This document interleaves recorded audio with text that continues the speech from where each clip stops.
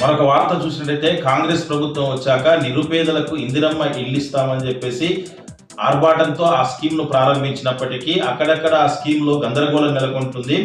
నిరుపేదలకు ఇండ్ల మంజూరులో లిస్టులో పేర్లు లేకపోయేసరికి వాళ్ళు ఆందోళనకు దిగుతున్నటువంటి పరిస్థితి కనిపిస్తుంది. రంగారెడ్డి జిల్లా తలకొండపల్లి మండలం చెన్నారంలో లిస్టులో నిరుపేదల పేర్లు లేకపోవడంతో ఇందిరమ్మ కమిటీల సభ్యులతో వాళ్ళు గొడవకు దిగినటువంటి పరిస్థితి కనిపించింది. ఇక ఫస్ట్ లో పేర్లు రాసి మీ ఇల్లు వచ్చాయని చెప్పేసి ఇప్పుడు ఆ పేర్లు లిస్టులో ఎందుకు లేవని చెప్పేసి కేవలం ఇందిరమ్మ ఇళ్ళ కమిటీల వాళ్ళ పేర్లు, వాళ్ళ బంధువుల పేర్లు, వాళ్ళకి సంబంధించిన వాళ్ళ పేర్లు, ఉన్న వాళ్ళ పేర్లు, కాంగ్రెస్ పార్టీ వాళ్ళ పేర్లు మాత్రమే ఆ లిస్టులో ఉన్నాయని చెప్పేసి మిగతా వాళ్ళు ఎవరు కూడా నిరుపేదలు లేరా అని చెప్పేసి కూడా వాళ్ళు ఇందిరమ్మ కమిటీ సభ్యులను నిలదీసినటువంటి పరిస్థితి కనిపించింది. ఎట్టి పరిస్థితుల్లో దీనిపైన పూర్తి సమగ్ర విచారణ చేసి నిరుపేదలు ఎవరైతే ఉన్నారో వాళ్లకు ఇళ్లను కేటాయించాలని, లేని పక్షంలో పెద్ద ఎత్తున ఆందోళనకు దిగుతామని చెప్పేసి కూడా వాళ్ళు ప్రభుత్వాన్ని హెచ్చరించినటువంటి పరిస్థితి కనిపించింది. ఇప్పటికైనా స్థానిక ఎమ్మెల్యే అధికారులు పట్టించుకొని నిజమైన లబ్ధిదారులను ఎంపిక చేసే విధంగా చూడాలని చెప్పేసి కూడా వాళ్ళు రిక్వెస్ట్ చేసినటువంటి పరిస్థితి కనిపించింది.